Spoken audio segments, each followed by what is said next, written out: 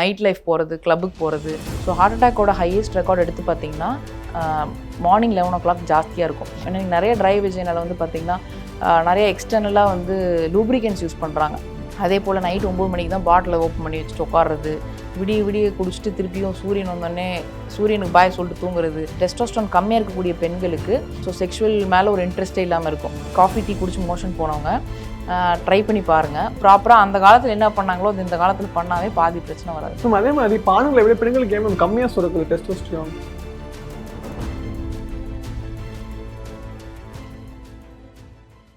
இப்போ நீங்கள் சொன்னீங்க மேம் 6 o'clock சாப்பிடணும், 7 o'clock தூங்கணும் அப்படின்னு சொல்கிறீங்க இல்லையா? இது எல்லாமே நார்மலாக வேலைக்கு போகிறவங்களுக்கு ஓகே. இந்த ஜென்ரேஷனில் மோஸ்ட் ஆஃப் த பீப்புள் பார்த்தீங்கன்னா நைட் ஷிஃப்ட் அதிகமாக பண்ணுறாங்க. இப்போ அவங்க அதை எப்படி மேம் மேனேஜ் பண்ணுறது? ஓகே, அப்போ நைட் ஷிஃப்ட்டில் ஒர்க் பண்ணுறவங்களுக்கு டெஃபினட்டாக பாடி ஹீட் அதிகமாகி டெஸ்டிஸ் இப்போ எஃபெக்ட் பண்ணும்போது டெஸ்டோஸ்டரோன் லெவல் கம்மியாகும். ரெண்டாவது, நைட் ஷிஃப்ட்டில் வந்து மிட் நைட்டில் நிறைய சாப்பிட்றாங்க, இல்லை ஏர்லி மார்னிங் ஃபுல்லாக பிரியாணி சாப்பிட்டு தூங்குறாங்க. ஸோ எந்த நேரத்தில் என்ன சாப்பிட்றாங்கன்னு அவங்களுக்கே தெரிய மாட்டேங்குது. ஸோ அப்படி இருக்கும்போது வந்து பார்த்திங்கன்னா பாடி ஹீட் அதிகமாகும். அது ஒரே வழி வந்து எண்ணெய் தேய்ச்சி குளிக்கிறது தான். ஸோ யாரெல்லாம் நைட் ஷிஃப்ட் போகிறாங்களோ சித்த மருத்துவத்தில் 4 நாளைக்கு ஒரு தடவை எண்ணெய் தேய்ச்சி குளிக்கணும்னு சொல்லியிருக்காங்க. ஸோ அந்த பிரின்சிபலை டெஃபினட்டாக ஃபாலோ பண்ணியே ஆகணும். அதுலேயும் குறிப்பாக எண்ணெய் குளியல் அப்படிங்கிறது திங்கள் புதன் சனி 3 நாளில் ஒரு நாள் உச்சந்தலையிலேருந்து உள்ளங்கால் வரைக்கும் நல்லெண்ணெய். உடனே அதில் போய் கஞ்சத்தனம் பண்ணிட்டு 50 ml 100 ml யூஸ் பண்ணாமல் 200 ml 250 ml 1/4 லிட்டராவது நல்லெண்ணெய் உச்சியிலேருந்து உள்ளங்கால் வரைக்கும். நம்ம வந்து ஜென்ரலி நிறைய பேர் கேட்பாங்க எண்ணெய் சூடு பண்ணுமான்னு. அதெல்லாம் தேவையே இல்லை. அவங்களுக்கு இருக்கிற சூட்டில் நீங்கள் எண்ணெய் ஊற்றுனீங்கன்னா நெய் மாதிரி திக்காக இருக்கக்கூடிய நல்லெண்ணெய் அப்படியே மெல்ட் ஆகி சொட்ட ஆரம்பிச்சிடும். அந்தளவுக்கு பாடி ஹீட் இருக்கும். அப்போது அப்படியே ஊற்றுனீங்கன்னா அதுவே ஹீட் ஆயிரும், நீங்கள் அதெல்லாம் பண்ண வேணாம் அப்படின்றோம். அப்புறம் உடனே இல்லை டாக்டர் நீங்கள் வந்து எண்ணெய் சூடு பண்ணி தேய்ச்சிங்க அதுக்கெல்லாம் டைமில், அதனால் நான் போன மாதம் ஃபுல்லாக எண்ணெய் தேய்ச்சி குளிக்கலாம்பாங்க. ஸோ அதனால் எதுவுமே வேணாம், ஜஸ்ட்டு வெறுமனே உடம்பு ஃபுல்லாக நல்லெண்ணெய் தேய்ச்சி குளிக்கும் போதே அந்த நைட் ஷிஃப்ட்டில் உண்டான ஹீட் ப்ளஸ் கேஸ்ட்ரிக் ப்ராப்ளம் இது 2 தான் மோஸ்ட்லி வரும். நைட்டு தூக்கம் கேட்டாங்கன்னா பாடி சூடாகும், கேஸ் வந்து நிறைய ஃபில் ஆகும். ஏன்னா நமக்கு டைஜஷன் ப்ராசஸ் வந்து எல்லாமே ஸ்லோ டவுன் ஆகும்போது லிவருடைய என்சைம்ஸ் ப்ராப்பராக க்ரியேட் ஆகி மெட்டபாலிசம் நடக்காது. அதனால் கேஸ்ட்ரிக் ப்ராப்ளம் இதெல்லாம் தவிர்க்கணும் அப்படின்னா டெஃபினட்டாக வந்து எண்ணெய் தேய்ச்சி குளிக்கிறது நல்ல ஒரு பயன் தரும். அப்புறம் நைட் ஷிஃப்ட் முடிச்சுட்டு வீட்டுக்கு வராங்களே வரும்போதே ஒரு இளநீ குடிச்சிடணும், அந்த குடலினுடைய சூட்டை தணிக்கிறதுக்கு. இல்லை இளநியோ நொங்கோ என்ன கிடைக்குதோ, இல்லை நீர் மோர் எதாவது கிடச்சா கூட குடிச்சிட்டு வந்துட்டு தூங்கிடணும். அப்போ போயிட்டு தூங்குறதுக்கு முன்னாடி வந்து பிரியாணி சாப்பிட்றது, இல்லை பொங்கல் வடை சாப்பிட்டு தூங்குறது அப்படிலாம் பண்ணக்கூடாது. ஸோ எந்திரிச்சோடனே ஃப்ரெஷ்ஷாக அவங்களுக்கு கிளென்சிங் ப்ராசஸ்லாம் நடந்திருக்கும். குளிச்சுட்டு அதுக்கப்புறம் சாப்பிடும்போது டெஃபினட்டாக வந்து அவங்களுக்கு எந்த பிரச்சனையும் வராது. இந்த சர்க்காடியன் ரிதம் சொன்னீங்களா, அதை டெப்த்தாக சொல்ல முடியுமா? ஓகே, இப்போ circadian rhythm or biological clock அப்படின்னு பார்த்தீங்கன்னா எப்படி நம்ம பேட்டரி போட்டால் டெய்லி கிளாக் ஒர்க் ஆகுதோ அந்த மாதிரி நம்மளோட உடம்பை பொறுத்த வரைக்கும் வெளியே இருக்கக்கூடிய கிளாக் தகுந்த மாதிரி நம்ம உடம்பு அது கேட்காது. உள்ளுக்குள்ளேன்னு ஒரு கிளாக் இருக்குது. நம்ம வந்து இந்த டைமுக்கு இதை செய்யலாம் அப்படின்னா அந்த டைமுக்கு அது ஒத்துழைச்சா தான் அது நடக்கும். அப்படி இருக்கும்போது அது ஆட்டோமேட்டிக்காக எப்படி அமைஞ்சிருக்குன்னு பார்த்தீங்கன்னா ஏர்லி மார்னிங்லேருந்து ஆரம்பித்தோம் அப்படின்னா 3 o'clockலேருந்து 5 o'clock அப்படிங்கிறது நுரையீரல் வந்து நல்லா இயங்கிட்டு இருக்கக்கூடிய டைம். ஸோ அதனுடைய டைமில் வந்து நம்ம பிராணாயாமம் பண்ணால் யூஸ்ஃபுல்லாக இருக்கும். ஸோ உதாரணத்துக்கு உங்களுக்கு புரிய வைக்கணும்னா யாருக்கா ஆஸ்துமா, வீசிங் அல்லது ஹெவியாக நிமோனியா போன்ற பிரச்சனை இருக்கிறவங்க அந்த டைமில் தூங்க விடாது. நம்ம உடம்பு எந்திரிச்சு உட்காந்து இருமிட்டு இருப்பாங்க, அந்த கபத்தெல்லாம் வெளியே தள்ளிட்டு இருக்கும். அப்போது 3 to 5 o'clock வந்து நுரையில் வந்து தன்னைத்தானே கிளென்ஸ் பண்ணும்போது பிராணாயாமம் வந்து ப்ராக்டிஸ் பண்ணலாம். ஸோ பிராணாயாமத்துலேயே நிறைய வகை இருக்குது. அதாவது நாடி சுற்றி பிராணாயாமங்கிறது ஜென்ரலாக எல்லோரும் பண்ணலாம். அதே போல் ஹை பிபி இருக்குது அப்படின்னா அவங்களுக்கு வந்து பார்த்திங்கன்னா கூலிங் பண்ணுறதுக்கு சீத்தலி பிராணாயாமா. அதே போல் வந்து பார்த்திங்கன்னா ரொம்ப மெட்டபாலிசம் ரொம்ப லோவாக இருக்குது, எனக்கு வந்து சாப்பிட்டதில் ஜீரணமே ஆகிறதில்ல, பசிக்கவே இல்லை அப்படின்னா அவங்க கபாலபாத்தி பண்ணலாம். ஸோ அந்த மாதிரி பிராணாயாமம் யோகாசனம் பண்ணுறதுக்கான பெஸ்ட் டைம் பார்த்திங்கன்னா ஒரு 3 to 5 o'clock ஏர்லி மார்னிங். அதே போல் 5 to 7 o'clock அப்படிங்கிறது லார்ஜ் இன்டெஸ்டைன் பெருங்குடல் வந்து ஆக்டிவாக தன்னோட வேலையை செய்கிற டைம். ஸோ 5 மணிலேருந்து 7 மணிக்கு நம்ம காலைல நினச்சோன்னே காஃபி குடிச்சிலாம் மோஷன் போகாமல் ஜென்ரலாக தண்ணி குடித்தாலே மோஷன் போயிடும், அதுதான் உண்மை. பட் ஒரு நம்ம சுவைக்காக அடிக்ட் ஆகி நான் காஃபி குடித்தா தான் நீங்கள் வேணால் ட்ரை பண்ணுங்கள் மைண்ட் செட். நீங்கள் வேணால் யார் வேணால் காஃபி டீ குடிச்சு மோஷன் போனவங்க ட்ரை பண்ணி பாருங்கள், ஒரு 1/2 லிட்டர் தண்ணி குடித்தாலே மோஷன் போயிடும். அதுக்கப்புறம் நீங்கள் டேஸ்ட்டுக்காக நீங்கள் அதுக்கப்புறம் காஃபி வேணால் குடிச்சிக்கோங்க அப்படிங்கிற மாதிரி தான். ஸோ இதுக்கும் சம்மந்தம் கிடையாது. தண்ணி குடிச்சிட்டாலும் சரி, அல்லது ஹாட்டாக ஏதாவது ஒரு லூக் வார்ம் வாட்டர் குடித்தாலுமே மோஷன் போயிடும். ஸோ அந்த மாதிரி 5லேருந்து 7 மணிக்கு நம்ம வந்து இன்டெஸ்டைன்ஸை கிளென்ஸ் பண்ணுறதுக்கு அந்த டைமை யூஸ் பண்ணிக்கலாம். அதே போல் 7லேருந்து 9 மணிக்குன்னு பார்த்தீங்கன்னா நம்மளோட ஸ்டொமக் வந்து அதோட வேலை செய்கிற டைம். ஸோ 7லேருந்து 9 மணிக்கு நம்ம வந்து பிரேக்ஃபாஸ்ட்டு சாப்பிடணும். 9 மணிக்கு தாண்டி சாப்பிட்றது வேஸ்ட். ஸோ அதனால் 9 மணிக்குள்ளே பிரேக்ஃபாஸ்ட் சாப்பிட்றீங்களா, அப்போது 9 மணிலேருந்து 11 மணி வரைக்கும் மண்ணீரல்னு சொல்லக்கூடிய ஸ்ப்ளீன் வந்து நம்ம சாப்பிட்ட ஆகாரத்தை யூஸ் பண்ணி அது வந்து ஆர்பிசி செல்ஸை ப்ரொடியூஸ் பண்ணிகிட்டு இருக்கோம். ஸோ 9 o'clock நீங்கள் சாப்பிட்ருந்தீங்கன்னா தான் 9 to 11 வந்து மண்ணீரல்னு ஏன் சொல்கிறோன்னா மண்ணிலேருந்து விளைஞ்ச உணவு இது எல்லாத்தையும் நம்ம எடுத்து சாப்பிட்றோம். அப்போது அதிலிருந்து வர சோர்ஸ் மண்ணீரல் வந்து ஆர்பிசி செல்ஸை ப்ரொடியூஸ் பண்ணி திருப்பி நம்ம கொடுக்குது. அது வந்து நல்லா இயங்குறது வந்து 9 to 11. அதுக்கப்புறம் வந்து பார்த்திங்கன்னா 11 o'clockலேருந்து 1 o'clock வரைக்கும் ஜென்ரலி வந்து நம்மளோட ஹார்ட் நல்லா ஃபங்க்ஷன் ஆகிட்டு இருக்கக்கூடிய டைம். ஸோ இருதயம் வந்து நல்லா பம்ப் ஆகி அதனோட கழிவுகளை வெளியேற்றிருக்கக்கூடிய டைம். ஸோ அந்த கழிவுகளை வெளியேற்றுறதுக்கு நம்ம டைம் கொடுக்குறோம் போது நம்ம சாந்தமாக இருக்கணும். அப்போன்னு பார்த்து தான் அடிச்சு பிடிச்சி 9 மணிக்கு 10 மணிக்கு ஆஃபீஸ்லேருந்து வந்து எல்லாரையும் பிடிச்சி திட்டி கத்திட்டு இருந்தோம் அப்படின்னா டெஃபினட்டாக ஹார்ட் அட்டாக் தான் வரும். ஸோ ஹார்ட் அட்டாக்கோட ஹையஸ்ட் ரெக்கார்ட் எடுத்து பார்த்திங்கன்னா மார்னிங் 11 o'clock ஜாஸ்தியாக இருக்கும். ஏன்னா அந்த டைமில் அவங்க வந்து வெயில் பைக் ஓட்டிகிட்டு இருப்பாங்க, சரியாக ஹைட்ரேஷன் தண்ணி எடுத்துகிட்டு இருக்க மாட்டாங்க, இல்லை முந்தின நாள் நைட் சரியாக தூங்கி இருக்க மாட்டாங்க. ஸோ இதெல்லாமே இட்ஸ் அ ரீசன் ஃபார் ஹார்ட்டில் ப்ராப்ளம் வர்றதுக்கு. ஸோ அதனால் 11 o'clock நம்ம மைண்ட் சாந்தமாக வச்சுக்கணும், தண்ணி நிறைய குடிச்சிக்கணும். அந்த டைமில் லெமன் ஜூஸ் எடுத்துக்கலாம். லெமன், இஞ்சி, தேன் இது மூணுமே வந்து நம்ம எடுத்துக்கும் போது ஏதாவது பிளாக்கேஜஸ் வந்து இப்போ ஏர் பிளாக்கோட வரலாம் ஹார்ட்டில். அப்போ அது எல்லாத்தையும் வந்து தணிக்கிறதுக்கு லெமன், இஞ்சி, தேன் வந்து ரொம்ப ஹெல்ப்ஃபுல்லாக இருக்கும். அதே போல் வந்து பார்த்திங்கன்னா மத்தியானம் 1 மணிலேருந்து 3 மணி வரைக்கும் அகெயின் ஸ்மால் இன்டெஸ்டைன்ஸ் நல்லா இயங்கிட்டு இருக்கக்கூடிய டைம். ஸோ மத்தியானம் வந்து 1 o'clock முன்னாடி நம்ம சாப்பிட்றோம், அல்லது 1:30க்குள்ளேயோ சாப்பிட்றோம் அப்படின்னா தான் 1 o'clockலேருந்து 3 o'clock நம்மளோட சிறுகுடலில் வந்து இருக்கக்கூடிய வில்லை, சிலியரி பெட், இந்த பாக்டீரியா, குட் பாக்டீரியா எல்லாமே நம்ம சாப்பிட்ட உணவுகளை அப்சர்வ் பண்ணோம். அப்படி அப்சர்வ் பண்ணலன்னா அதெல்லாத்தையும் வெளியே தள்ளி விட்டுரும் இல்லையா. அதனால் நம்ம இதெல்லாமே காலிலேருந்து கரெக்டாக பண்ணிட்டு இருந்தால் தான் இது வந்து ஸ்மால் இன்டெஸ்டைன்ஸ் வந்து ஒர்க் ஆகி அப்சார்ப்ஷனுக்கு ஹெல்ப் பண்ணும். அதே போல் 3லேருந்து 5 மணின்னு பார்த்தீங்கன்னா பிளாடர், ஸோ சிறுநீர் பை வந்து எம்டி பண்ணுற டைம். ஸோ தண்ணி நிறைய இப்போ யூஸ்வலி பார்த்தீங்கன்னா காலையிலேருந்து யூரின் சரியாக போகலனா கூட 3லேருந்து 5 மணிக்கு நிறைய பேருக்கு பிளாடர் எம்டி பண்ணணும்னு தோணும். ஸோ பிளாடர் ஆக்டிவாக இருக்கும்போது நிறைய தண்ணி குடிக்கணும். அதே போல் 5லேருந்து 7 கிட்னி ஆக்டிவாக இருக்கக்கூடிய டைம்.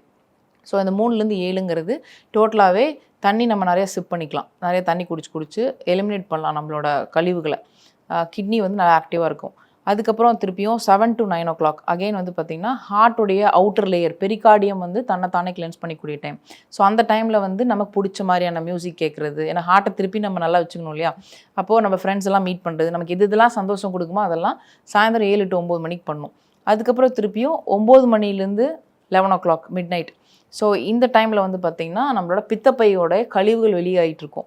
அந்த டைமில் தூங்கினா தான் இதெல்லாம் நடக்கும். 9 to 11 o'clock நம்ம தூங்கிட்டு இருக்கும்போது பித்தப்பை வந்து வெளியே வந்து கொஞ்சம் எட்டி பார்த்து பித்த நீர் எல்லாத்தையும் சிறுகுடலுக்கு அனுப்பி நம்ம சாப்பிட்ட ஃபேட் எல்லாத்தையும் மெட்டபலைஸ் பண்ணி விடுறது. இதெல்லாம் அந்த டைமில் எல்லாம் ப்ராப்ளமாக கரெக்டாக தூங்காமல் இருக்கிறவங்களுக்கு நிறைய கொலஸ்ட்ரால்ஸ் லெவல் அதிகமாகும், பித்தப்பையில் கல் வரும், அதுக்கப்புறம் லிப்போமா போன்ற பிரச்சனைகள் வரும், மெட்டபாலிக் டிசார்டர்ஸ் ஏதோ வரும். அதே போல் மிட் நைட் 11 o'clockலேருந்து திருப்பி அகெயின் ஏர்லி மார்னிங் 3 o'clock வரைக்கும் அப்படின்னு பார்த்தீங்கன்னா லிவர் வந்து தன்னோட இயக்கத்தை பண்ணிகிட்டு இருக்கும். நம்ம தூங்கிட்டு இருக்கும்போது தான் காலையிலேருந்து ஏதோ கலர் பவுடரோ, ப்ராசஸ் ஃபுட்டோ, ஃபாஸ்ட் ஃபுட்டோ ஏதோ ஒன்றுலாம் சாப்பிட்டு வச்சுருப்போம் இல்லையா, அதெல்லாத்தையும் நம்மளோட லிவர் வந்து ஏன்னா லிவரோட வேலையே டீடாக்சிஃபிகேஷன். ஸோ நஞ்சுக்களை வந்து வெளியே தள்ளி டாக்ஸின்ஸ் எல்லாத்தையும் ஃப்ளஷ் அவுட் பண்ணி காலையில் நம்மளை ஃப்ரெஷ்ஷாக எந்திரிக்கும் போது இருக்கும். பட் நம்ம யாருமே வந்து இந்த சைக்கிளை மதிக்கிறதே கிடையாது. இப்போ இந்த சைக்கிள் நீங்கள் சொன்னீங்களா மேம், ஆனால் பசங்க வந்து அவங்க ஏற்ற மாதிரி சைக்கிள் செட் பண்ணுறாங்க, அது ஓகே, அது செட் ஆகுமா? அப்படி மாற்றுறது கரெக்ட் கிடையாது தான். பட் வேறு வழியே இல்லை அப்படிங்கும்போது ஏதோ ஆஃபீஸ்க்காக வேலை செய்கிறாங்க அப்படின்னா பிரச்சனை இல்லை. பட் 9 மணிக்கு தூங்காமல் அப்போ பார்த்துட்டு படம் பார்க்குறது, அதுக்கப்புறம் வந்து ஃபுல்லாக மொபைலே நோண்டிட்டு இருக்குது, டெய்லி ஏதோ ஒரு நாள் நடந்தால் பிரச்சனை இல்லை, 2 நாள் நடந்தால் பிரச்சனை இல்லை. ஸோ டெய்லி வந்து ஏதோ ஒரு அடிக்ஷன், நைட் லைஃப் போகிறது, கிளப்புக்கு போகிறது, விடிஞ்சு தான் நான் வீட்டுக்கே வருவேன். ஸோ ஏதோ ஆஃபீஸ் முடிச்சுட்டு காலையில் விடிஞ்சு தான் வராங்கன்னா கூட பிரச்சனை இல்லை. தேவையே இல்லாமல் உடம்புக்கு எடுத்துக்கிற மாதிரியான செயல்களை செய்கிறது. அதே போல் நைட் 9 மணிக்கு தான் பாட்டிலை ஓப்பன் பண்ணி வச்சுட்டு உட்காடுறது, விடிய குடிச்சிட்டு திருப்பியும் சூரியன் வந்தோடனே சூரியனுக்கு பாய் சொல்லிட்டு தூங்குறது. ஸோ இந்த மாதிரிலாம் பண்ணும்போது டெஃபினட்டாக அவங்களுக்கு ஹார்ம் பண்ணும். பட் ஹார்ம் பண்ணணும்னு அவங்களுக்கு தெரிஞ்சுமே நம்ம போய் பேசினா சும்மா விளையாட்டுக்கு என்ன சொல்லுவாங்கன்னா, எனக்கு அதெல்லாம் வாழ்கிற வரைக்கும் வாழ்ந்தால் பிரச்சனை இல்லைம்பாங்க. பட் வாழ்கிற வரைக்கும் நம்ம ஹெல்த்தியாக இருந்தால் தான் அடுத்தவங்களோட உதவி இல்லாமல் நம்ம சர்வை பண்ண முடியும். அப்போ யாருமே வந்து உடம்பு முடியலன்னு படுத்தா இப்போல்லாம் ஃபஸ்ட்டெல்லாம் மாதிரி ஏதோ சாத்துக்குடிலாம் வாங்கிட்டு வந்து பார்த்துட்டாவது போவாங்க. இப்போல்லாம் மெசேஜில் ஹாய் ஹவ் ஆர் யூ அவ்வளோதான், டேக் கேர் கெட் வெல் சூன்னு போட்டு ஒரு மெசேஜ். இப்போ யாராவது இறந்தாங்கன்னா கூட யாரும் பக்கத்தில் வரதில்ல, ஆர்ஐபின்னு போட்டு முடிச்சிடுறாங்க மெசேஜில். ஸோ அப்படி இருக்கும்போது என்றைக்கு இருந்தாலும் நம்ம உடம்பு தான் கடைசி வரைக்கும் வரும். அப்படிங்கும்போது அதை பார்த்துக்கிறது தான் இப்போ ஃபஸ்ட் முக்கியத்துவம் கொடுக்கும். மேம் இப்போ நம்ம உடம்புல வேறு ஏதாச்சும் பிரச்சனைகள் இருந்தாலுமே டெஸ்டோஸ்டெரான் வந்து கம்மியாகுமா? இப்போது ஜென்ரலி டெஸ்டோஸ்டெரான் கம்மியாக இருக்குது பார்த்திங்கன்னா விட்டமின் டி டெஃபிஷியன்சி ரொம்ப மேஜர் ப்ராப்ளம். பிளட் சர்க்குலேஷன் வந்து ரொம்ப முக்கியம்.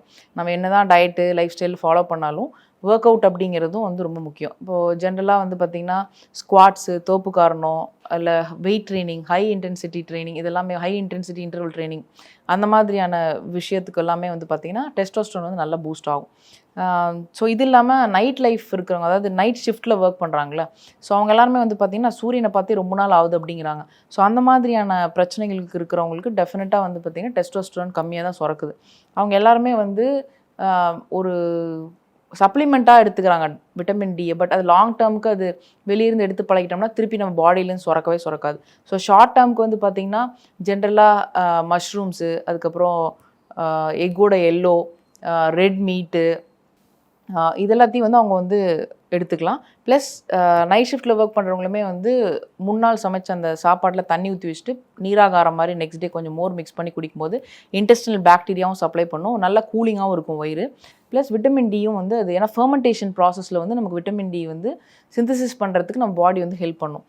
அதே மாதிரி வந்து பார்த்திங்கன்னா எதாக இருந்தாலும் வெயிலில் காய வச்சுட்டு சாப்பிடும்போது நம்ம போய் வெயிலில் டேரெக்டாக நிற்க முடியலனாலும் அந்த வெயிலில் வந்து நம்ம ஃபுட் அப்சர்வ் பண்ணி நம்ம கொடுக்கும். அந்த காலத்துலலாம் எல்லாமே வெயிலில் போய் மொட்டை மாடி ஃபுல்லாக நல்லா வேஷ்டி விரிச்சு விட்டு எதாக இருந்தாலும் காய வச்சு சாப்பிடுவாங்க. இதாகிடுச்சு, நம்ம அதை வந்து உணவு ஒரு ஹெல்த்தியான விஷயமா இருக்கணும்னு வெயிலில் காய வச்சோம். இப்போ யாருமே வந்து மாடிக்கும் போகிறதில்ல, வெயிலில் காய வைக்கிறதும் இல்லை. ஸோ அதெல்லாத்தையுமே வந்து ப்ராப்பராக அந்த காலத்தில் என்ன பண்ணாங்களோ அது இந்த காலத்தில் பண்ணாவே பாதி பிரச்சனை வராது. அதே மாதிரி ஆண்களை விட பெண்களுக்கு ஏன் கம்மியாக சுரக்குது டெஸ்டோஸ்டரோன்? இப்போது டெஸ்டோஸ்டரோன் அப்படிங்கிறது வந்து ஜென்ரலாக டெஸ்டிஸ் மேல் ஹார்மோன்லேருந்து மேல் ஆர்கன்லேருந்து சுரக்கக்கூடிய ஒரு ஹார்மோன். அது வந்து கொஞ்சம் லெவலில் வந்து பார்த்திங்கன்னா அட்ரினல் கிளாண்ட்லேருந்தும் நமக்கு வந்து சுரக்கும். ஸோ மேலுக்கான ஆர்கன் வந்து ஃபீமேல் கிடையாது. அப்போது அந்த கிளாண்ட்ஸ்லேருந்து சுரக்குது. ப்ளஸ் ஃபைட்டோ டெஸ்டோஸ்டரோனை வெளியிருந்து நம்ம எடுத்துக்கிறோம். அது வந்து ஒரு அட்லீஸ்ட் 15 to 70 நானோகிராமாவது மெயின்டைன் பண்ணும்போது உமன்ஸ்க்கும் ஃபஸ்ட்டு பார்த்திங்கன்னா கான்ஃபிடென்ஸ் இருக்கும், நல்லபடியான மெமரி இருக்கும், இன்டெலிஜென்ஸ் இருக்கும், போன் டென்சிட்டி இருக்கும், உமன்ஸ்க்கும் மசில் தேவையான அளவுக்கு மசில் இருக்கணும். இதெல்லாம் தாண்டி லிபிடோ செக்ரீஷன்ஸ் தேவை. டெஸ்டோஸ்டரோன் தான் வந்து 2 பேருக்குமே, மேல் ஃபீமேல் 2 பேருக்குமே ஒரு உணர்ச்சியை தூண்டக்கூடிய ஒரு ஹார்மோன். ஸோ செக்ஷுவல் இன்டியூஸ் ஆகிறதா நம்ம லிபிடோன்னு சொல்லுவோம். அது டெஸ்டோஸ்டரோன் கம்மியாக இருக்கக்கூடிய பெண்களுக்கு எஸ்பெஷலி வந்து பார்த்திங்கன்னா அது மேலே ஒரு நாட்டமே இருக்காது. ஸோ செக்ஷுவல் மேலே ஒரு இன்ட்ரெஸ்ட்டே இல்லாமல் இருக்கும். இப்போ நிறைய எப்படி வந்து ஆண்மை குறைவுன்னு சொல்கிறாங்களோ அதே மாதிரி பெண்களுக்குமே வந்து நிறைய ஹஸ்பண்ட்ஸே வந்து கம்ப்ளைண்ட் பண்ணுவாங்க, அவங்களுக்கு வந்து செக்ஷுவலில் இன்ட்ரெஸ்ட்டே இல்லை. ஸோ கப்பலாக வரும்போது அவங்களே செல்ஃபாக சொல்லுவாங்க, எனக்கு மாதிரி அதில் தோணவே மாட்டேங்குது, ஸோ குழந்தைக்கா ட்ரை பண்ணணுன்னா கூட அது ஒரு மாதிரி வெறுப்பாகி நம்ம தூங்கிடுறோம் அப்படின்லாம் சொல்லுவாங்க. ஸோ அப்போது அவங்களுக்குலாம் பார்த்திங்கன்னா இருக்க வேண்டிய மினிமல் லெவலில் கூட டெஸ்டோஸ்டரோன் இருக்காது. பட் மேலோட சலைவால் வந்து பார்த்திங்கன்னா டெஸ்டோஸ்டரோன் அதிகமாக இருக்கும். இப்போ ரீசெண்ட் ரிசர்ச்சில் வந்து பார்த்திங்கன்னா ஒரு ஆர்டிக்கிளில் கூட போம்கிரானட் ஜூஸ் வந்து அதிகமாக குடிக்கும்போது சலைவால டெஸ்டோஸ்டரோன் போத் மேல் அண்ட் ஃபீமேலுக்கு அதிகமாகுதுன்னு சொல்லியிருக்காங்க. அப்போது அந்த மாதிரி போம்கிரானட் ஏன் அப்படின்னு பார்த்தீங்கன்னா நைட்ரஸ் ஆக்சைடு ரிச், ப்ளஸ் அதில் ஹீமோக்ளோபின்லேருந்து பிளட்டுக்கு தேவை நியூட்ரியன்ஸ் எல்லாமே இருக்குது. இப்போது உங்களுக்கு இன்னும் புரிய வைக்கணும்னா ஜென்ரலி வந்து பார்த்திங்கன்னா மேலுக்கு வந்து ஆர்கன் வெளியே இருக்குது, பட் உமன்ஸ்க்கு எல்லாமே உள்ளே இருக்குது. அப்படி இருக்கும்போது தூண்டுதல் மூலமாக தான் ஒரு பெண்ணுக்கு வந்து அந்த மாதிரியான செக்ஷுவல் தாட்டே வந்து இருக்கும். பட் அதை தூண்டுதலில் ஒரு விஷயம் வந்து பார்த்திங்கன்னா மேலோட சலைவால் வந்து ஃபீமேலோட சலைவாக்குள்ளே போகும்போது அந்த டெஸ்டோஸ்டரோன் ஃபீமேலுக்குள்ளே போய் அவங்களுக்கு உணர்ச்சிகள் கொடுக்குது. இப்போ எதுக்காக சொல்கிறோம் அப்படின்னா டெஸ்டோஸ்டரோன் அப்படிங்கிறது லிபிடோ செக்ரீஷனை வந்து இன்க்ரீஸ் பண்ணி செக்ஷுவல் இன்ட்ரெஸ்ட்டை கொண்டு வரும்போது அவங்களுக்கு வந்து அதன் மூலமாக வெஜைனல் செக்ரீஷன்ஸ் தோன்றும். இல்லைனா ட்ரை வெஜைனால் குழந்தை நிற்காது. ஏன்னா ஸ்பெர்ம் நீந்தி திருப்பி உள்ளே போகிறதுக்கு பெண்களுக்கும் வந்து அந்த வெஜைனல் செக்ரீஷன்ஸ் வந்து ரொம்ப முக்கியம். ஏன்னா நீங்கள் நிறைய ட்ரை வெஜைனால் வந்து பார்த்திங்கன்னா நிறைய எக்ஸ்டர்னலாக வந்து லூப்ரிகன்ஸ் யூஸ் பண்ணுறாங்க தானாக சுரக்காமல். ஸோ அது எல்லாமே நடக்கணும் அப்படின்னா ஃபீமேலுக்கும் வந்து டெஸ்டோஸ்டரோன் அட்லீஸ்ட் அவங்களுக்கும் தேவையான அளவுக்கு இருக்கணும், மேலுடைய சலைவா மூலமாக அவங்களுக்குள்ளே போகணும். ஸோ இதெல்லாம் நடந்தால் தான் ப்ராப்பராக வந்து அவங்களோட செக்ஷுவல் லைஃப்லையும் இருக்க முடியும், ப்ளஸ் ஃபர்டிலிட்டிக்கான ஒரு விஷயமாகவும் இருக்குது. டெஸ்டோஸ்டரோனை பற்றி இன்ஃபர்மேஷன் பகிர்ந்துக்கிட்டீங்க, ரொம்பவே நன்றி மேம்.